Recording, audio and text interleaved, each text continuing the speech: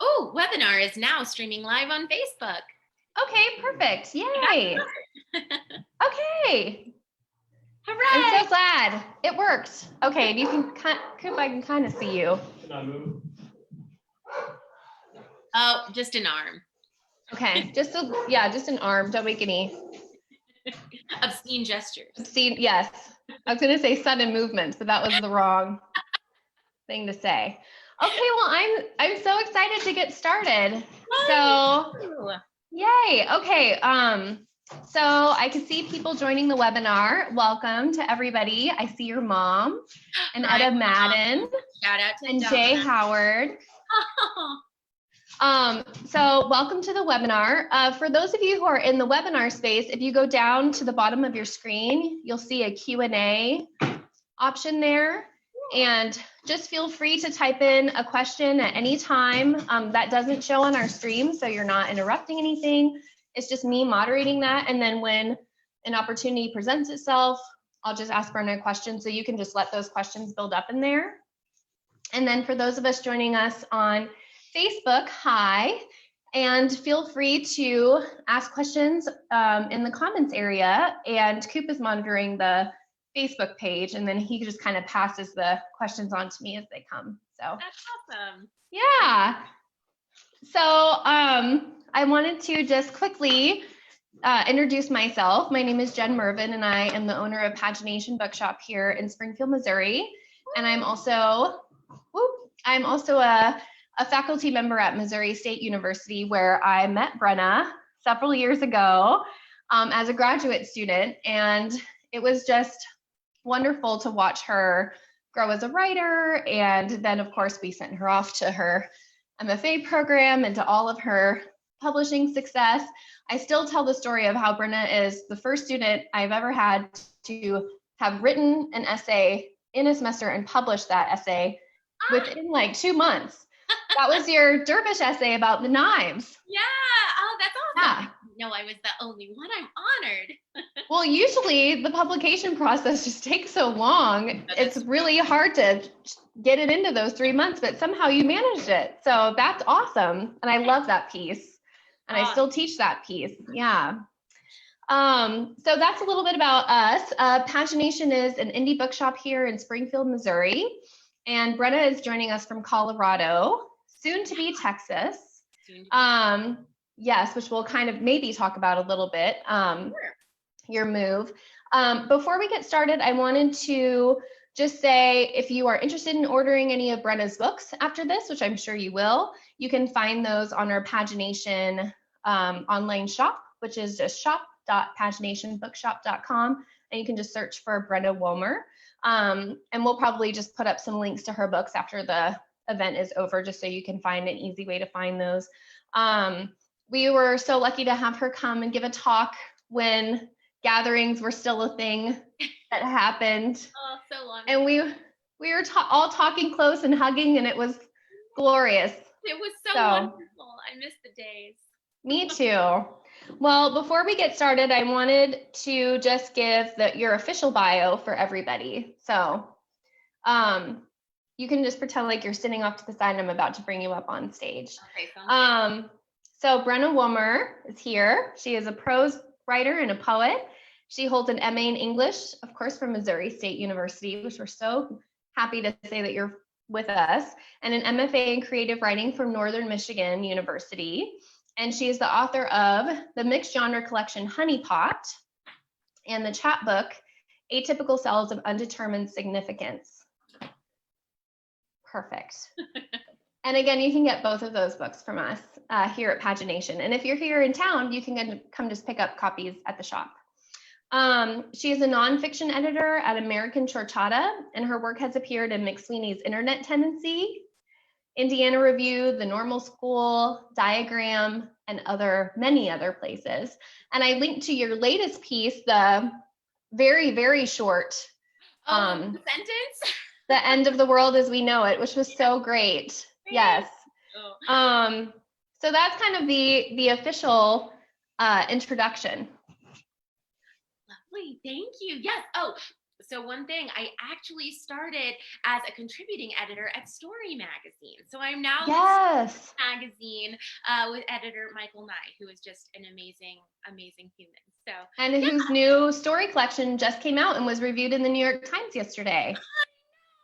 Oh yes. my God. No, so exciting. Yeah, he's amazing. He's an amazing person. Yes. Great speaker. Yeah. And right. Well, and that will excite a lot of people, I think, because part of what we're going to talk about tonight is publication. So tonight, Brenna and I were kind of chatting, and we want this night to really be for, people who are interested in writing, who are interested in publishing, readers who are interested in maybe how writers create or the writing process. Really a little bit for everybody. I think even if you're not super interested in writing or publication, you can still get a lot out of our conversation. So I'm always so interested as a reader to know what's kind of going on the other side of the book. So we thought we would talk about generating work. So Brenna is one of the most prolific writers I know. Every time I turn around, she's publishing something. I am the opposite. I feel like if I maybe get 1 to 2 publications a year, that's good. I'm slower. Like you're a publisher, you submit to like top tier mags, like and yeah, I mean, if I remember correctly, slow. Well, you know where you want a piece to be, and you have that in mind.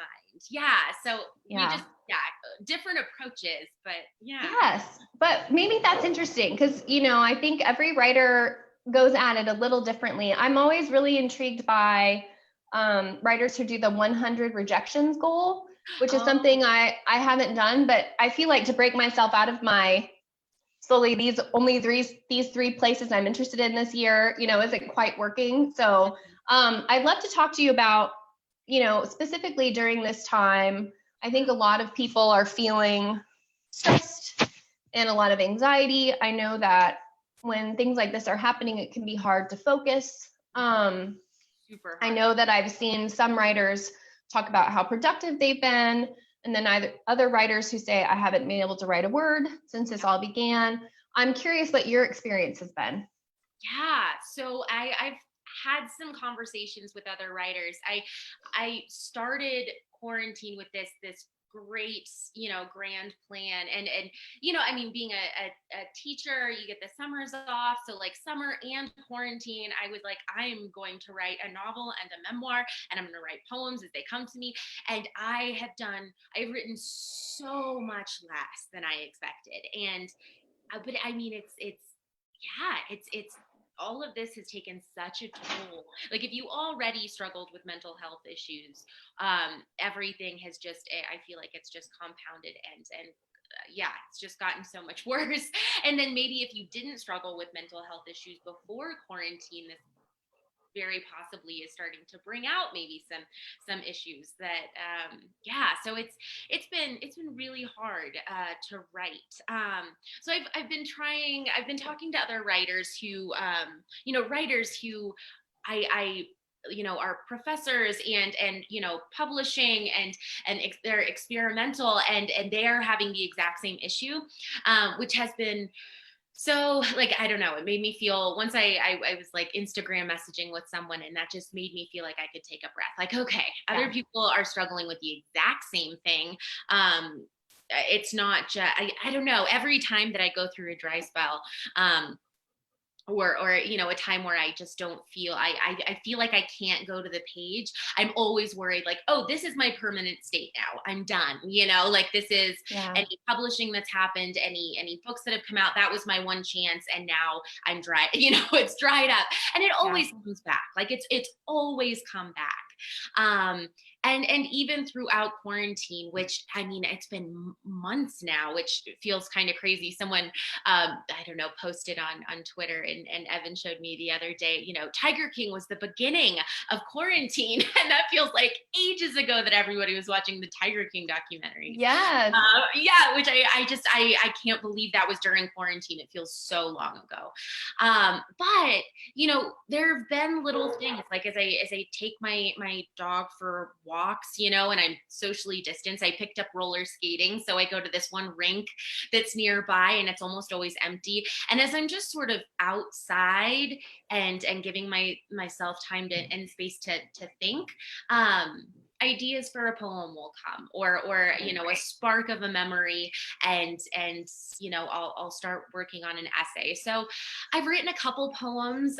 Yesterday I was at the rink, and there's this dead bird that is just this perfect, sweet little dead bird in the middle of the rink, and it has like a rock in its mouth, and it's smushed, and it's just perfect. Oh. I know. And so I'm very careful to like skate around it, and but they just had the whole cleaning crew come in, and they left the bird. They just like cleaned everything around it, but they left the bird. And so Wow. that's my latest. I'm like, okay, that's my next poem. And I can feel that, and I'm excited about it. But, dealing with mental health stuff on a day-to-day basis, and trying not to put too much pressure, Yeah. So that's kind of where that. I remember in my MFA program, Kwame Dawes gave such an interesting talk about creativity and finding material. And one of the things that he said is just to go outside, and then he called it having sort of the artist's ear, where, and I think he meant ear in like a more generalized way, but just noticing. And not putting any pressure on yourself, like, okay, today I'm going to notice something that is going to spark an essay or a poem, but just noticing. And I think part of that maybe could just be getting our heads out of our phones, or, just going out. Maybe, I'm saying that, and it's hard for me. I always put in my podcast when I go take the dogs. But just kind of being present, and then noticing those things, and then letting, maybe something will just spark, but putting the pressure off. Yeah, that's something I think is important. Yeah, well, I'm sure you've noticed that, with your creative writing students too, that's the thing. It's the pressure. It's that I need to be creating. And I keep reading all of these wonderful things on Instagram and Facebook, memes people make about, hey, artists, like give yourselves a break. It's okay. Yeah. Like I've been reading a lot that's really comforting about, just surviving right now is enough, and that's okay. Doing what you can and taking care of yourself is priority right now.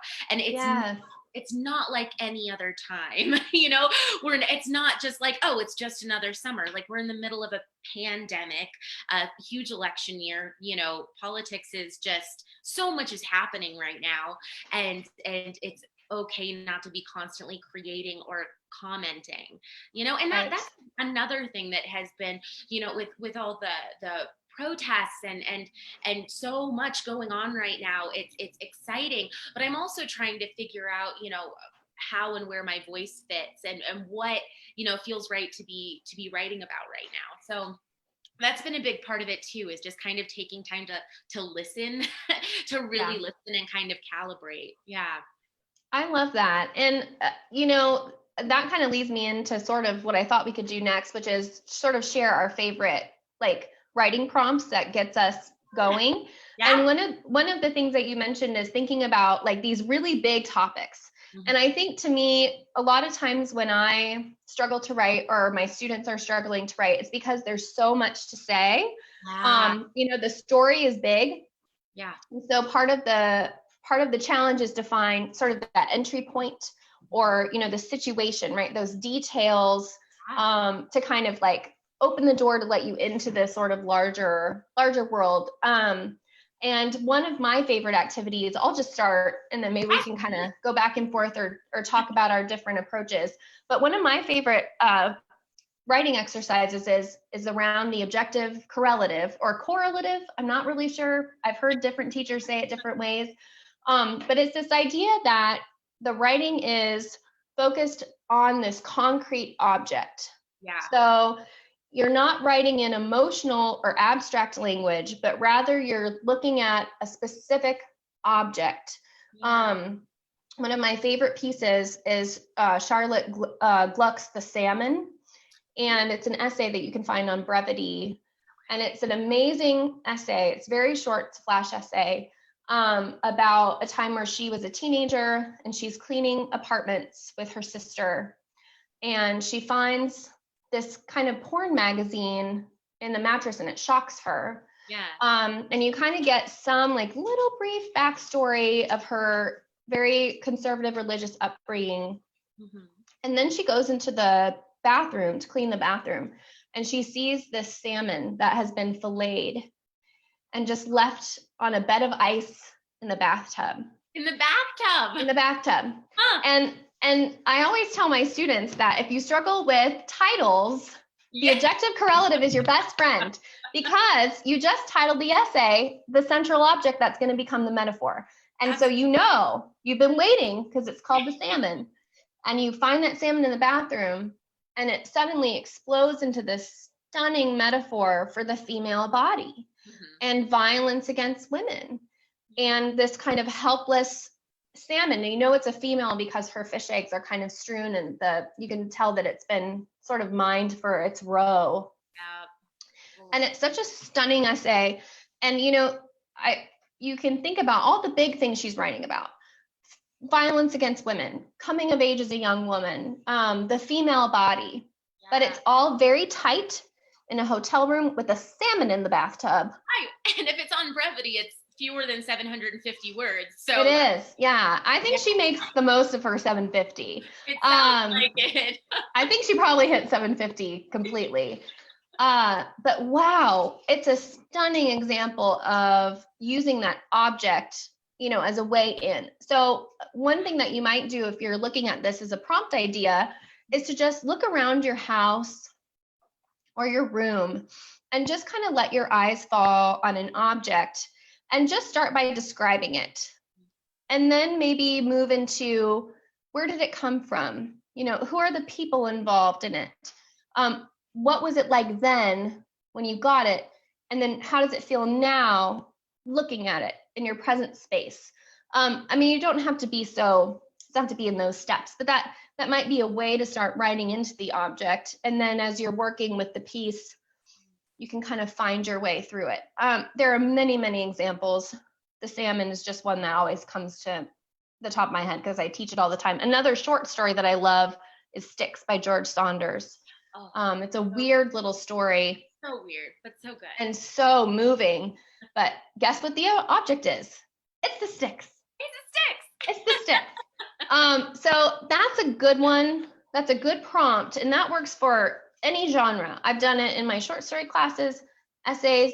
You have to just throw a rock and you hit a poem that is an objective correlative. I'm thinking of Mangoes by Mary Oliver just comes to mind on the top of my head as a great objective correlative poem with the mango.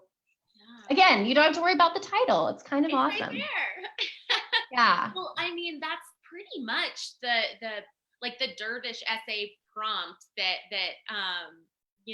the piece we were talking about. I guess it's Soft Silver Point 210 piece set, which is the name of the knife set, which is the I guess objective correlative of the of the piece. But yeah, that was pretty much the prompt you gave us in the memoir class for our dervish essay, was to focus on a thing and to just talk around it and over it and through it and it was this kind of metaphor for a relationship ending, in my case. And then I just named it after the knife set that I was talking about, because again, it's just right there. It's easy. And if you keep coming back, what I love about your dervish essay, and maybe you can share where that was published, was that the Grist? That was Grist. Grist. Yeah, that was Grist magazine. So yeah, if you just Google Brenna Womer Grist, I think it'll pop up online for you. Yeah. And it's a brief essay, but yeah, the knife set is and that's what it's called. Again, you didn't have to think of the title, and that's a great object name. And because, a dervish essay is kind of a long run-on sentence. My hands are doing this because it kind of has this whirling energy to it, like a dervish, where it's kind of breathless. There's lots of run-on sentences. I think your piece is maybe just 2 sentences. Yeah, it has a semicolon. I don't think there are any periods, but I think I know. Yeah. And the object, you keep coming back to it, so it becomes a kind of refrain, which is really effective, the repetition.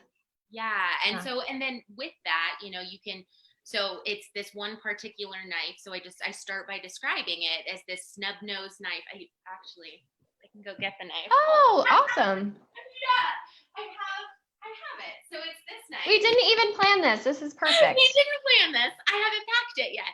So this is the knife. Amazing. There's one in the set that's long and you know goes out all the way to a point, but this one I describe as snub nosed because it's kind of cut off.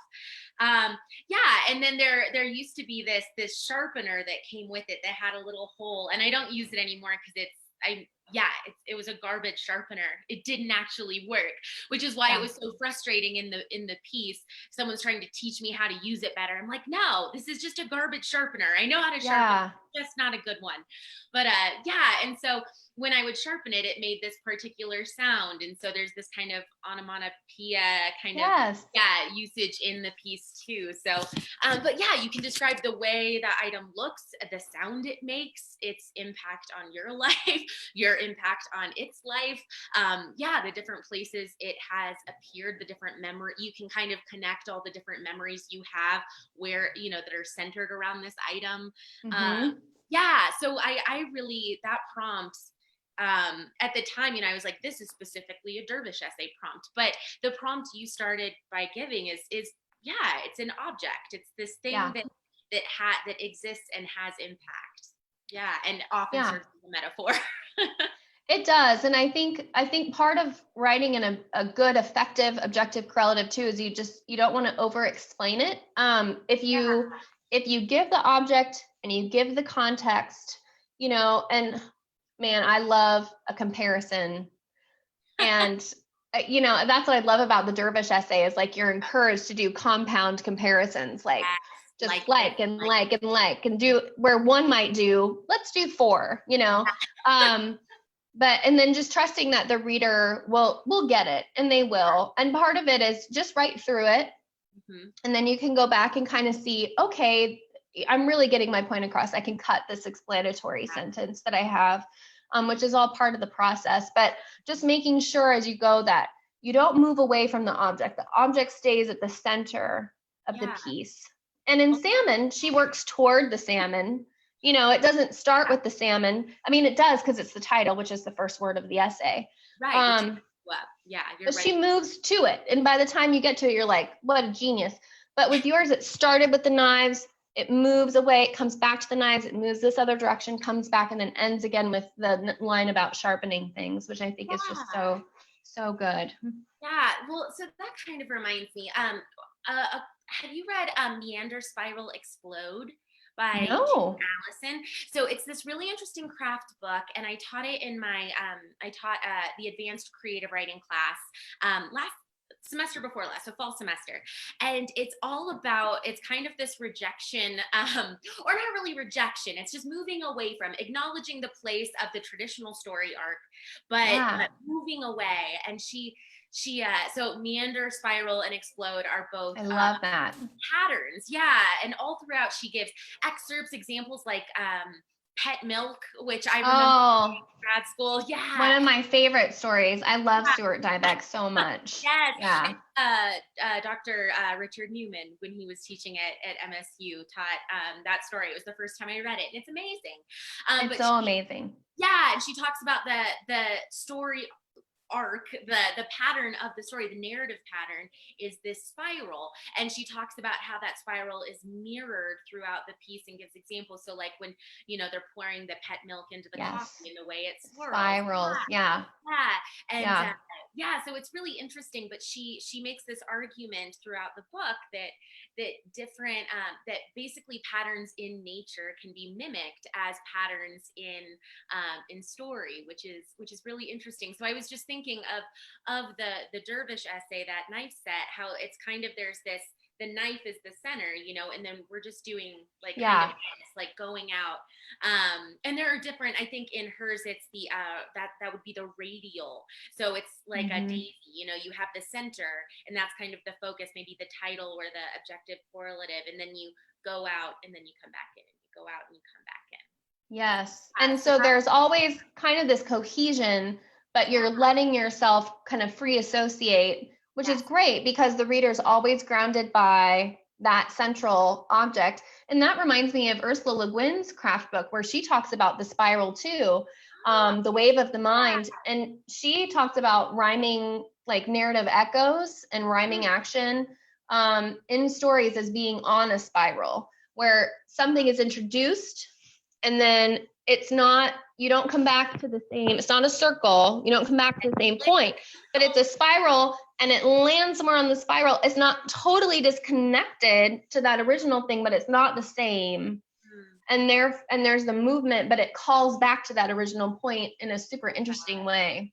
Yeah. So I think that narrative pattern would pair really well with what the prompt that I always give my creative writing students for creative nonfiction when they're not sure what to write about. And it probably sounds super basic, but I go back to it all the time. Yeah. It's the moment of change. So love. When did your life go from this is the way you know it, and now this is the way you know it, and what that one, like that instance, that memory, what's the inciting incident basically that took you to a place where you understand you can never go back to the way it was before. And it can be as something as big as just like theology, like religion, or it could be something so small, just in kind of everyday mundane detail, but it switches in your life, and you can never go back. And I really, especially when I'm trying to write memoir or creative nonfiction, that's what I kind of go back to. And I think that structure where you start here and you spiral and you end up here, and you're not disconnected, you're still the same person, it's still part of the same narrative, but they're not, you can't go back, I think they really pair well together. A poem that comes to mind that I teach with that idea of that moment of like recognition or no turning back, like a coming of age moment, which is sort of like a growth and a loss at the same time, is In the Waiting Room by Elizabeth Bishop. And it's an amazing poem, and she's in a dentist's office, which is like the least poetic place to be in the world. And then she's the most because it's the least. And Elizabeth Bishop made it the most. Oh, yeah. You can never sit in a waiting room in the dentist's office after reading this poem without thinking of the poem. But she's in there as a little girl, and it's wintertime, and she's waiting for her aunt, who is in the dentist's office, and she hears her aunt like scream. And she has this kind of like out of body experience where she recognizes, and she's also looking at this National Geographic magazine where she's looking at like pictures of people all over the world, naked women, and she's looking at this naked woman's body. She's thinking about her own body, and she kind of has this like, I think we've all been there. We're like, I'm a person. Yeah. I am Elizabeth, and then she looks around the room and she repeats the descriptions, the details from the beginning of the poem where she's describing the waiting room. Yeah. And then she sees those details completely different. The descriptive language changes, and the waiting room is utterly changed as she is. And it's a beautiful example of how to do that without being cheesy. Yeah. There are a couple lines in there where you're like, whoa. It's just a few where she gets abstract, but mostly she relies on the details like the umbrellas and the coats and the boots, and the way that she describes them with the adjectives and the metaphors that give you a sense that this boot looks different now because I am different now. Almost like double voicing in like the second half where it's like you can map the movement of the poem. Yeah, and it's a good model. I'm not a poet, but as in teaching creative nonfiction, I often find I go to poems as examples because they're so clear, so clear to see it. It's just right there in the line. That's a great prompt. Yeah. So what are some of your other favorite prompts? Oh my goodness. Ones that have worked for me because I am stubborn. I am a stubborn writer. Yeah. When I am just, I have my computer, I have my, my typewriter if I'm being fancy and working on a poem, nice. The ambiance. I get so stuck in what I want to write about and what it should feel like. The shoulds, I get really stuck in my own shoulds. So I really love prompts that are kind of wacky or require me to. So I was the faculty advisor this past year for Word Horde, a spoken word poetry troupe, and I do not do spoken word poetry. I write poetry, but it's the medium I am least. I so revere and admire poets that I still, anytime someone calls me a poet, I'm like imposter syndrome immediately. But something that we would do, Word Horde would meet once a week, in between classes for like an hour, and they kind of already had their own setup. I was just there to be supportive and offer advice. But this group of students they had this big whiteboard, and they would list. People would just shout out words, and they would just generate this list of words, and then we would all write. And I would write with them, and I just had a poem accepted today by Juked, which I'm really Congratulations. But that poem is an amalgam of 3 different writing prompts that I did from these random words thrown out.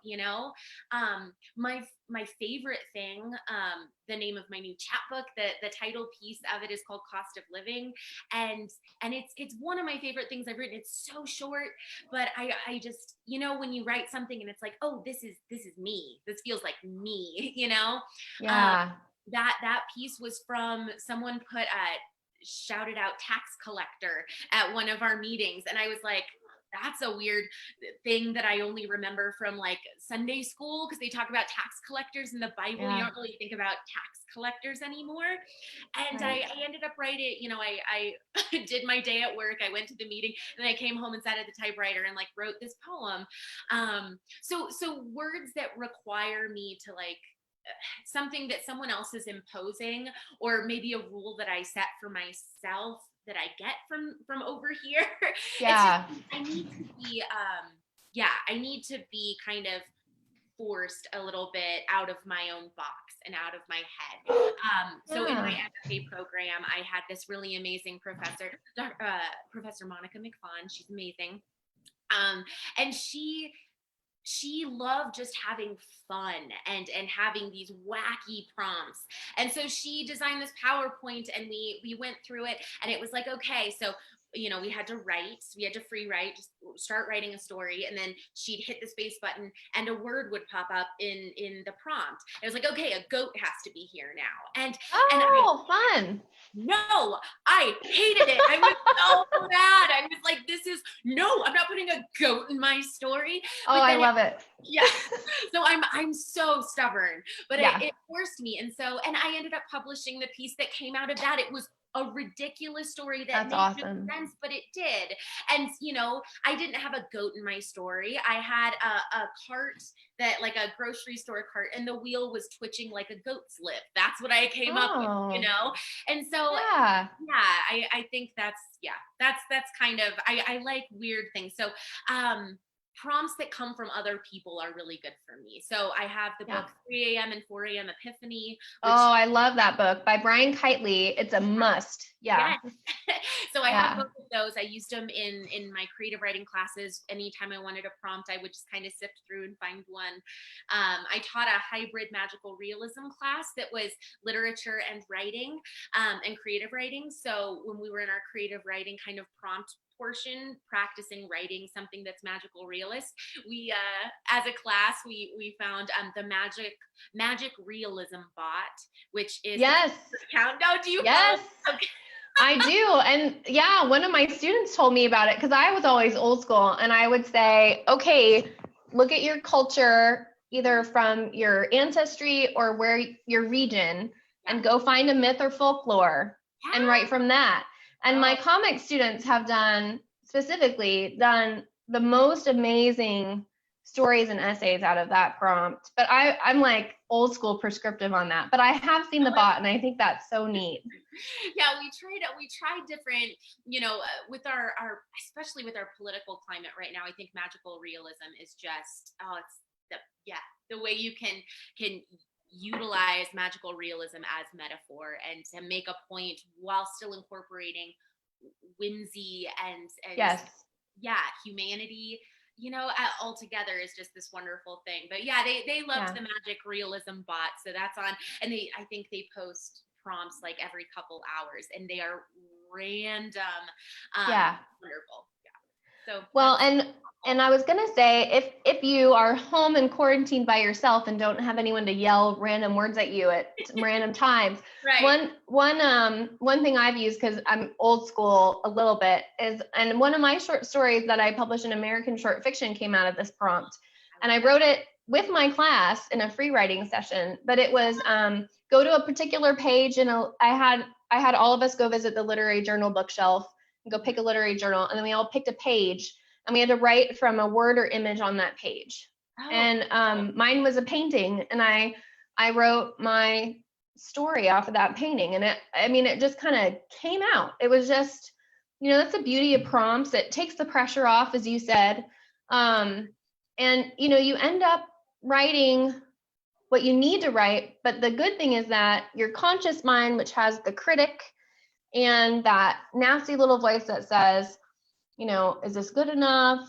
Yeah. Are you writing some important literature right now?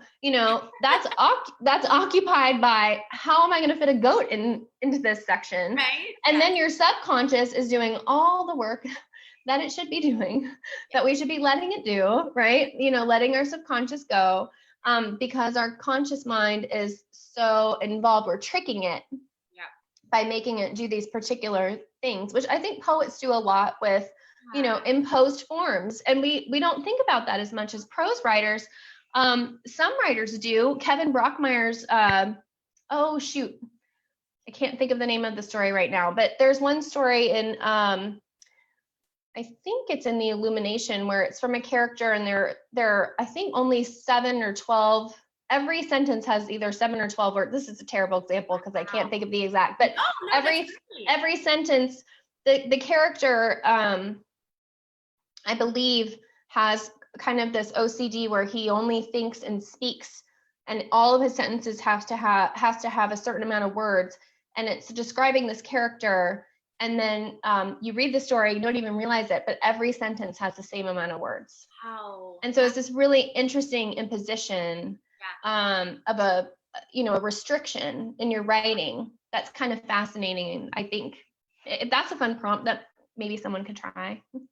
No, I find that restrictions, again, like I buck against them. I hate them, but they're really, I don't know, for me, they're really necessary because I'm writing. We have a question. And this might be a great time to remind people, please ask questions. We have a question from the webinar from Anne. Hi, Anne. Thank you for being with us. Anne asks, please be specific about the magical realism bots. How are the prompts used? I'm gonna let you do that because I haven't used the bots. I just heard about them. Sure. I brought it up on Twitter. So it's at Magic Realism Bot if you want to follow on Twitter. But I'll just read the first couple on here. So they posted. So this one was posted 3 hours ago, and it says, in Barcelona there is a nightmare which is driving the kids to soccer practice. The second one is, a lime carved from a giant amethyst is growing in a Latvian garden. A congresswoman plots to steal it.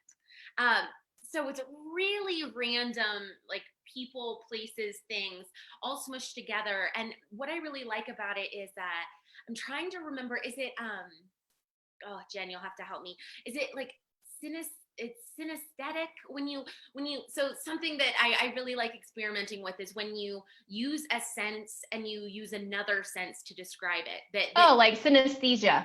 Yeah, exactly. Yeah. So but there's like some sort of like synesthetic something, like I don't know, like a term. Oh, interesting. Yeah. So it's like a term for using it as a literary device or writing. Cool. Yeah. So this idea that so a nightmare is driving a car, right? And a nightmare is this this kind of nebulous, almost like an idea of a thing, right? That is personified as this being that can drive a car.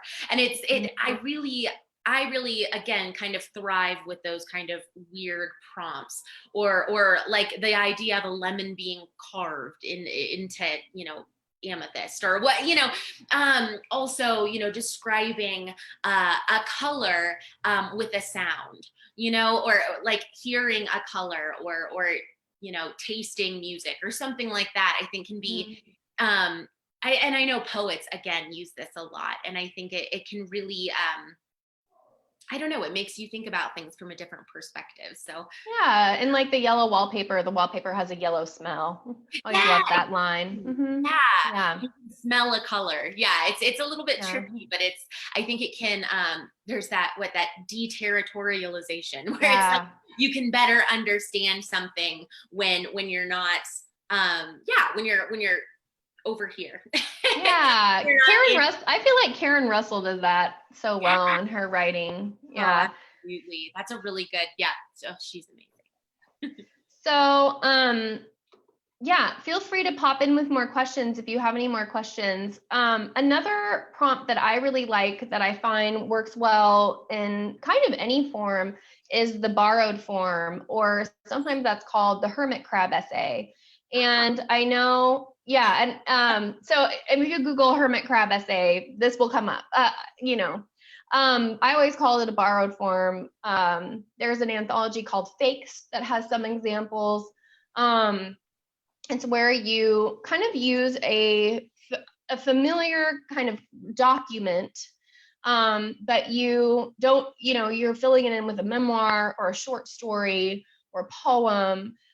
So some examples would be, a few that I like to reference are like Jill Talbot has an essay called The Professor of Longing that's in the form of a syllabus. So And it's on Diagram, which is and both Brenna and I have published in Diagram. It's one of my favorite journals because I just think they do really interesting things with hybrid forms, which is one of the things that we're going to talk about because I know Brenna has a passion for hybrid forms, as do I. But I love that essay on Diagram. It's called The Professor of Longing by Jill Talbot, and it's a memoir, and it's just so interesting. And especially if you are a lover of literature, you kind of get these little references that she's making with the readings that she assigns for that day. It's really wonderful. Another one is Randon Billings Noble, who's just one of my favorite writers, and she has one called The Heart as a Torn Muscle, and that's on brevity, and it's in the form of like kind of instructions on what to do when your heart is torn. And it's an essay about like being attracted to someone who, you're in a relationship with someone else, but you're kind of attracted to this other person. And it's very complicated, interesting subject matter. And I think because of that, going at it in this borrowed form of like instructions for an illness or a treatment works really well. So there are a million examples of fabulous essays in this form, but if you're struggling with an essay or a story, maybe look at a form that is in a relationship with that essay. If you're feeling physically hurt by love, it makes sense maybe like, what is the treatment for this? So the form isn't chosen randomly. It has a significant relationship to the material that you're writing. So anyway, that's called the hermit crab or the borrowed form. You can do anything with this. There's one, of course, I forgot to write it down and I forget the name of it, but it's it's a really interesting essay about prostitution, and it's in the form of like the sticker you find on a bottle. I'll find it. It's really, it's called Drug Facts. That's what it's called. Drug Facts. Cool. It's a really interesting essay. Yeah, so infinite possibilities, especially if you're artistic. This can be really fun if you want to really get artsy with it. You don't have to. But a borrowed form can be kind of fun. And I thought, Brenna, I could ask you about your relationship with borrowed forms and what that means to you, or hybrid forms. Yeah, borrowed form is probably my favorite. It's an easy prompt. One that I haven't done. So something that I did for my creative writing class as a prompt was printing out a bunch of random forms on the internet. Yeah. them into class and saying, okay, pick one. And I had different ideas when I was picking them out, like a gym membership form could be something to talk about, body image or body issues, societal pressures. It could be a social commentary. It could be a memoir. So one of my first ever published pieces is called Fraiche. And it was Yes, your menu, right? Yes, it's my menu. Yes. It was published with the Sierra Nevada Review, and they were wonderful. But yeah, it was a prompt in Michael Chiznievsky's advanced fiction class. And he just said, okay, go home, and by next class, I want you to bring in an essay, or actually it was a fiction class. So it was a fiction piece, a short, a flash piece in the form of a borrowed form. And so I picked, a menu, and the narrative going through is, I picked fancy fonts, and I Googled like, what would a fancy restaurant feed people? And, to come up with like the foods, and it was a lot of fun to make. You can get surprisingly creative just in Word, with the symbols and different fonts and things. But anyway, and it's a narrative of a young woman on a first date, and she's worried about, all, like, as she's going down the menu, she's like, well, I can't order this because it's too expensive, and then he'll expect me to, put out, if I order something expensive, and like, oh, I want red wine, but my teeth stain, and, just like worrying about all these things, but also kind of flashing back at moments to childhood. And it's kind of about, I guess, becoming a woman. It was a kind of coming of age fiction piece that was just about, like, when you're on a date and a first date, and you feel like an adult, but also at the same time, you kind of feel like you're wearing your mom's high heels, or, kind of. And then another one I did that is probably my favorite is Pet Euthanasia Consent Form, which was published by The Pinch. Great. I love that. I love that magazine. They're so Hi, good. The Pinch. A couple of We love you. We love I had a weird little story published in The Pinch. It's one of my strangest stories I've ever written, but I love that magazine. Yeah. They're so good. And they for that issue I was in, they chose me as the nonfiction writer of the issue, and flew me down, and like I got to do the reading of. I remember that. Yes. Doing a reading of a borrowed form it can be really odd. Sometimes it's not. Like, I have one piece, the one that was published in Diagram, called Hypochondria or the Disease, and it's all these definitions, but you have to kind of see it. It's also extremely frustrating to read, as I was told by the workshop I presented it to, who pretty uniformly hated the piece because it was so frustrating. Isn't that interesting? It was frustrating to read. I have kind of a tangent about that, but so the one that was published in The Pinch, it's a euthanasia consent form for a dachshund I had, and I got the dachshund with a former partner, and then she was mine when we broke up, and then the dog, dachshunds have issues with their back, and so she had multiple slip discs, and I had to put her down, and it was just this kind of weird reckoning in my head of the end of that relationship, which I was still mourning at the time, and the loss of this dog who I loved, but I got with this other person. So it was like, but that borrowed form was the perfect place. So I took these spaces that were like a yes or no answer and wrote a paragraph response on the, and kind of playing with that and showing, I think it showed kind of some desperation and some, the loss and the grieving, and when you're still not over someone, there's things you can do in borrowed form and really get away with that are really cool. And I think in the same way that maybe writing in second person, or, you have this kind of layer of protection, like the form is this kind of veil a little bit, and so maybe you feel like a little more comfortable being more vulnerable because you're working within a different form. You know, you're not just looking at this blank sheet of paper. It's like, oh no, I have this form that I can work with. And for me, that can be really freeing. In the same way as, you know, writing in second person, saying you this, you that, can sometimes free up a little bit because I'm not playing the I.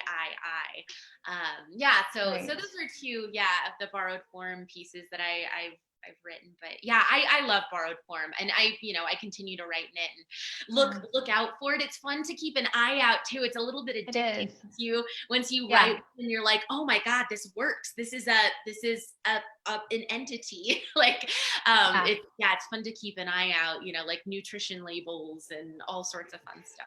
Yeah. And it's interesting that your examples, like one was driven by the form where like you thought menu and then went to like the story. And then the other one was driven by you had this essay and you had this situation you wanted to write about, and then you found a form that was within that situation. I kind of imposed my narrative on the form, which I think I that's an interesting way to think about it. What you just said. Yeah. In the first one, I use it was like form first and then which I think can be great. And especially if you're stuck, and I find with essays, because you know, often we're trying to defamiliarize very familiar situations like breakups or, you know, like an attraction or, you know, parenting or something. And it's a way to defamiliarize that. There's a question from Facebook. So let me ask this. This is, let's see, I'm trying to find it. Okay, here we go. I'd love to read the dachshund piece. What is the title? Oh, it is Pet Euthanasia Consent Form. I went again, just went for it. And that's in diagram. No, that's not in diagram. It's in the pinch. Yeah. That's the pinch. Okay. It's also in both my books. So if you want to read it, and it's in my chapbook. It's also in my full length collection. It's not online because it's a print magazine. So it's in the pinch issue. If you go to my website, brennawomer.com, I have a list of all my publications and what issues each piece is in. So you can also order a back issue if you want to check out the pinch. Yeah. Oh, wonderful. And then Hannah tells me that I was right about Kevin Brockmeyer's story being in the Illumination. Yes. And there is another question here. How do you choose a publication home for a piece? That's a good question. That is, and I think you and I would both answer that very differently. So I think you should both answer that question. Okay, I don't know. I feel like you should follow Brenna's advice. I mean, so I think, I'll give the like standard advice, which is, go to, if you're interested in a magazine, go to the magazine, read what they have online and what's available, read their submission guidelines super thoroughly to see what they're interested in, what they're not interested in, which a lot of places will say, don't send us this list of things, don't send us that. And it's really helpful. It'll, save you submission costs, which, a lot of places still charge $2 or $3 per submission. But there's a lot of free places too.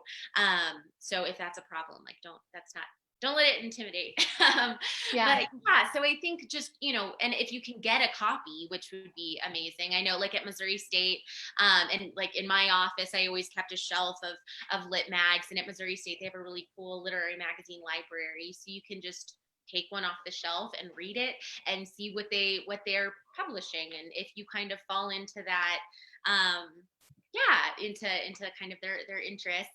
So, I mean,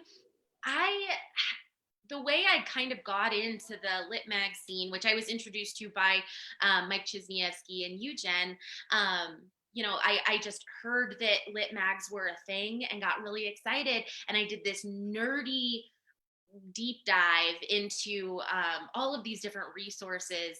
So at the time, I think New Pages, is New Pages still around? Yeah. New Pages is okay. Yeah. Oh, maybe I'm thinking of the review. I don't know if they're still. Oh, I think they might not be publishing new things. Okay. I think they still have their archives up, but Okay. Yeah. So, well, the review, New Pages, Duotrope were my go-tos. Now my go-to is Entropy. They're where to submit at entropy.com. And they do 3 months at a time. So this quarterly thing, and they just list like a list of really cool, reputable lit mags where you can publish. They also list presses for full-length manuscripts in chapbook contests.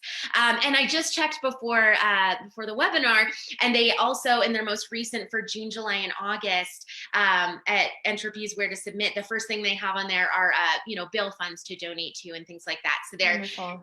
they're and really great like Black Lives Matter organizations that you can donate to. So that's exciting that they're kind of adding to the list. But so I go there now, and they're really great about listing new places to submit, like new lit mags.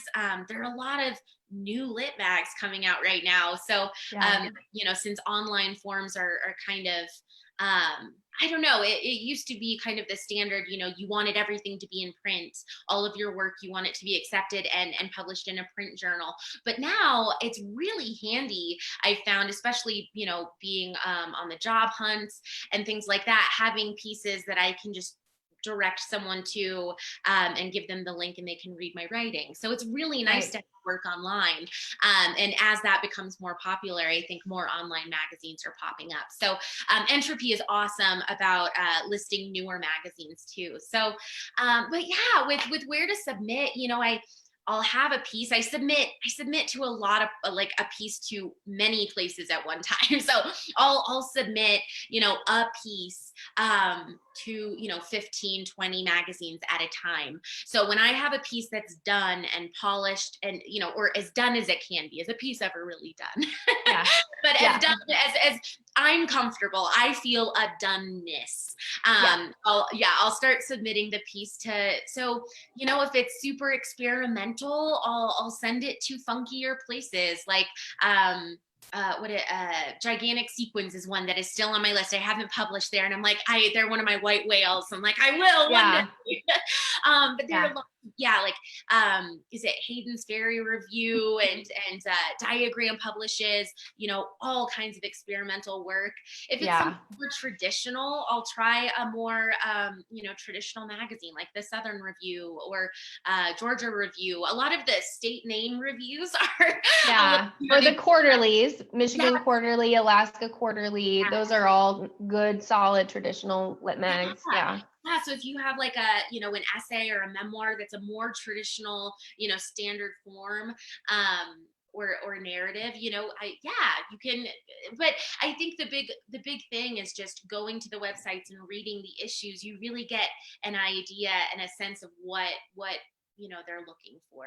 And it's, at first I know I sent pieces to like Tin House that Tin House would never publish, but I didn't know at the time. I was just, I was brand new, and I was in, Mike Chiznievsky's class, and he was like, okay, you have to submit a piece. And I had no idea where to submit it. And I was like, okay, McSweeney's Tin House and Indiana Review, like all the magazines for these pieces that, weren't super polished. And I was just sort of, dipping my toes in. But that's kind of part of it. Is a lot of it is trial and error. You send pieces out and you just kind of get better at it. I don't know.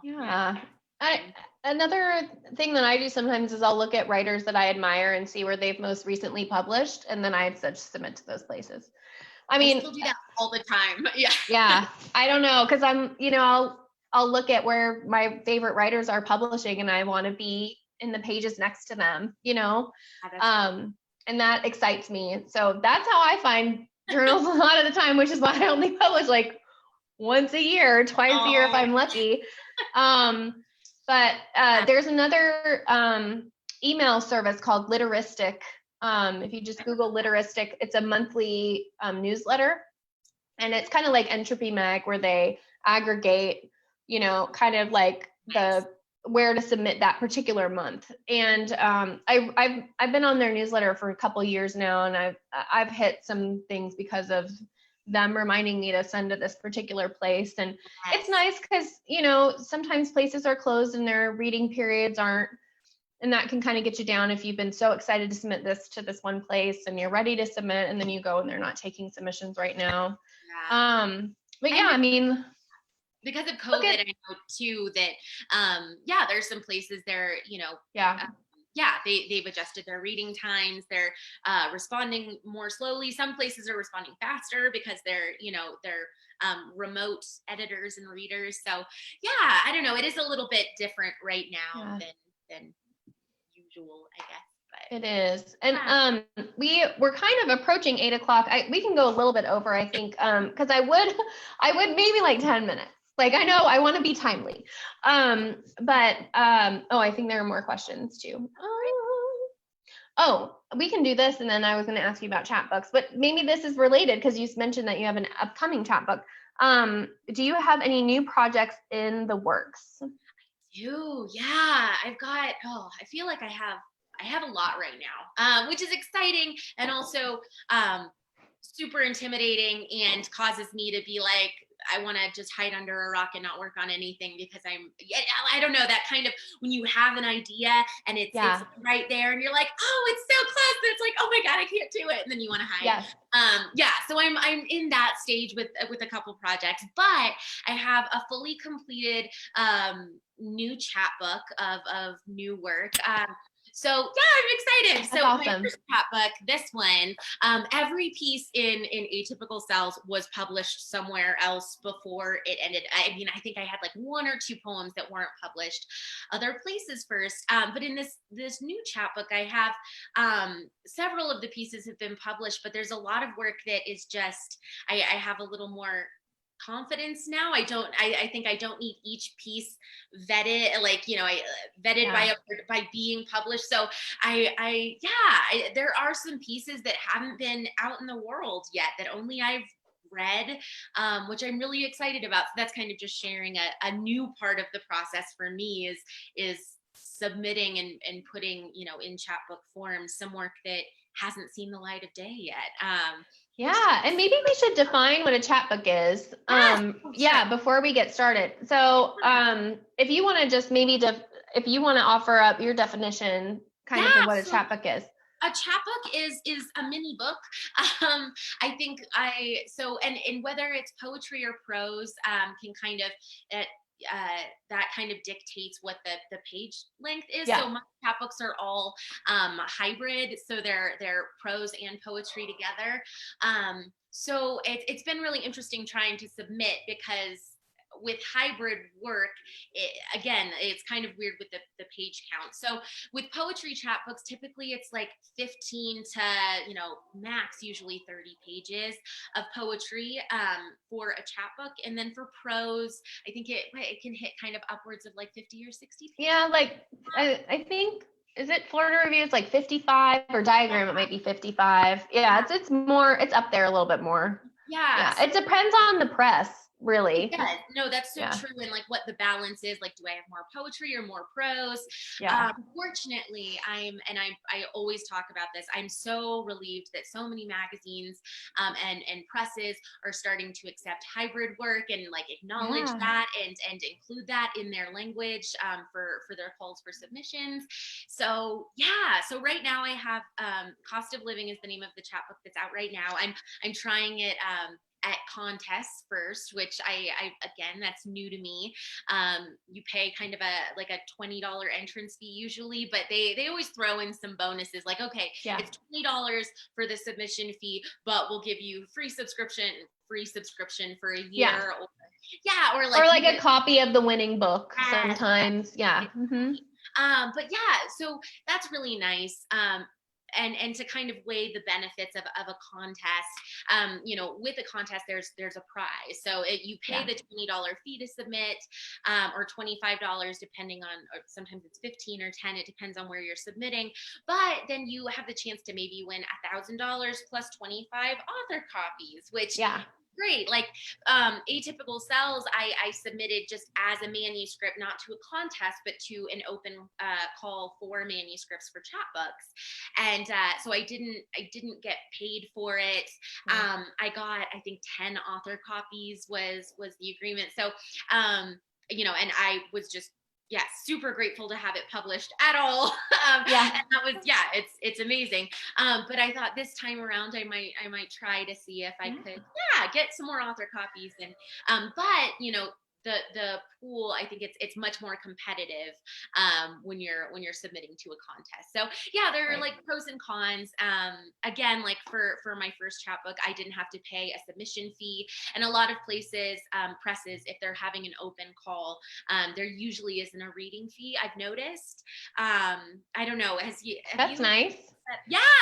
I don't know if Yeah. you looked into chapbook submissions or. I have a little bit. And I think like if you're thinking about a chapbook, it's a nice like middle ground between just a traditional submission of like a standalone story or essay to a literary journal and book publication. So, you know, if you have, let's say, 3 short stories that equal about 50 pages that kind of are set in the same universe or have linking themes, you know, and you're not done with your book, but you really feel confident about these 3 stories and they're kind of linked stylistically or thematically or, you know, in some way, a chapbook might be a really great venue for those 3 stories. Or if you have a weirdly long story, you know, that's just 30 pages and not a novella, and not a novella. It's too long for a traditional story submission. A chapbook might just be that Goldilocks just right, you know, publication for you. And yeah, and then the thing to remember about chapbooks too is that you can use the material that's published in a chapbook later in a full-length work. Yes. So for example, Brenna's books. Yeah. So, you know, everything in Atypical Cells, you know, she was able to republish in her book. So there's really nothing to lose by thinking about chapbook publication. I mean, I'm talking myself into maybe putting a chapbook together now as we're talking. Maybe. But I think that's exciting. And, you know, at Pagination, we carry a lot of chapbooks because I think they're beautiful. They're just interesting to look at. They're fun to make. They're just neat. I don't know. And I just think they're fun. So you can, you know, when you publish your chapbook, go to your local bookshop and see if they'll carry it. They will. I carry small press chapbooks all the time, and they sell. You know, they'll sell. Absolutely. No, that's has been a really good experience is going in because I've moved around so much since, you know, living in Springfield and getting my degrees there. I've moved around a bunch, and I always look for the local bookshop and go in and almost always they'll have like a local author section where they showcase local writers and small presses, or they'll just put you right on the shelves, you know. And I usually double shelf, you guys. I have my local and then I'll just put another copy in the genre. I haven't had anyone say no. And you know, if you don't want to talk in person, if you're nervous about that, you can email them. A couple of times I've emailed the owners of shops, and they always do it. And you know, they'll send you your, you know, your kind of, I don't know, like a consignment check or whatever, you know, you give them one of your copies, or like at Pagination, you just order the books, the inventory in yourselves, which is also really nice. So. Which is great. I mean, that was fun. Okay, we're not going over too much. I did want to leave some time if anybody has any lingering questions. I don't know, Coop's monitoring the Facebook comments. This has been so wonderful. I hope that we've shared some good ideas to get people writing in this stressful time, but at the same time, as we said at the beginning, no pressure. No pressure. No pressure at all. No pressure to write. You know, and I always say that if you're reading, it's like you're writing because it's feeding your creative life. So I always assuage my own guilt for not writing by just saying, you know what, today I'm just going to read. And, you know, that feeds my creative self, and it's building my knowledge, and it's me working on my writing when I'm reading. You know, you cannot be a good writer without being a good reader. I think I first really understood that talking to you, Jen, and being in your classes, and now that's something I start every semester. Oh, I'm so glad. I believe that with my whole being. Being. Yes. All of the being. Yes. I really do. And the poet Mary Ruffle came to River Pretty once, which was kind of amazing to see really Mary Ruffle at Dot Mill. Yeah. And she talked about this idea of like thinking about your writing as like a garden where there are, fallow periods. There's a time for the harvest, and then there's the time, this metaphor is falling apart. She said it a lot more beautifully. It's Mary Ruefle. But it's just this idea that like we have to give ourselves time to be fallow so that we can also be fruitful, and to just give ourselves a little bit of a break when it comes to that, and that you never know what's kind of growing inside you while you're taking a rest. Absolutely. No, I think and that's okay. Yeah, absolutely. I think that's great. Like, I love gardening. I've had a couple gardens, and it's like when you first plant things, it seems like it's taking forever. Yes, my tomatoes are taking forever right now. I know. I love all your the fruit, like my progress. Your peas, snap. Yes. And we actually harvested those yesterday. But yeah, it does. It seems like nothing's happening. Yes. But you're still supposed to keep tending, and it's like, what am I doing? Am I even making a difference? What is happening? And then all of a sudden, you go out and then you start seeing this massive progress. And so this can be fallow time. Yeah. Yeah, like exactly. Under the surface, all of that matters. All of the thinking I do about, I guess, I didn't even so I'm still working on a novel, kind of brewing this like memoir piece, thinking maybe just combine them together and do just this hybrid memoir. The nonfiction novel, I think, is what Truman Capote calls it. Oh, yes, or autofiction as they're calling it now. Yes, exactly. So maybe something like that. But I'm constantly thinking about it, and I give myself a hard time for not just like writing everything, but I'm it's brewing, and that counts. That's part of the writing process is thinking about it. Yeah, I love the idea of the brewing. Yes. Whatever metaphor you need, yes. Just to make yourself not feel guilty, because there's nothing worse than sitting down feeling that weight of the pressure. The worst. And I never get anything done with that weight, ever. Yeah. Me either. Or if something comes out, I'm like, this is pretentious and terrible because I'm trying too hard. Which is, kind of to go back to the beginning of our conversation, which is a nice circle back, is why the prompts are so fun, because the prompts are just exercises. And if you think about exercising like the way you do anything else, like practicing music or doing your scales, like, if you're just doing a prompt for fun, to just build those skills, then, you're not performing for anybody. You're home alone. You're just practicing. And the prompts can be a really fun way to make writing fun. And then who knows, like, every time I've sat down to do a prompt, something comes out, and oh, absolutely. Yeah. And if it's one cool line, or maybe just something of an idea, that I can use later. Absolutely. That one sentence piece that you mentioned, that it's the end of the world as we know it, was literally just describing a situation I was in at the grocery store. Like that was it. Just a moment where I was like, it's like we're the meat now. And I just had that moment, and it's those little thoughts, those little just bursts of thought throughout the day, and you can just distill that into a piece. And that's like a life prompt. Yeah, I love that. Oh my gosh, Brenna, this has been so fun. So fun. Thank you you. So much for having me. Thank you. Well, thank you for your time. And I know that you're busy moving and packing. So the fact that you would everywhere. Oh my gosh, so stressful. We moved last November, and I'm never moving again. We're here forever. It's the worst. But yeah, so thank you so much for fitting us in. We miss you. We can't wait to have you back to the shop and back to Springfield. And I'm sure you'll be coming home. Yes. Your mom's on the webinar. I'm sure your mom is like nodding, like, yes. Yes. No, I know quarantine has had us apart too long.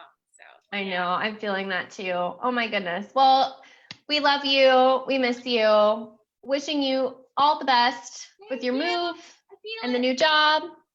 Yes.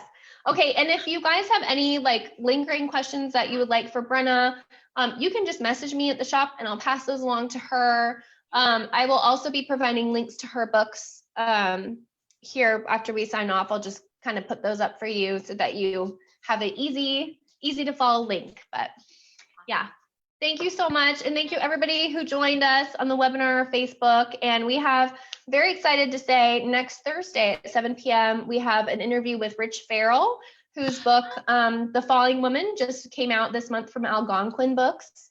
It's such a beautiful novel. I inhaled it in like a day.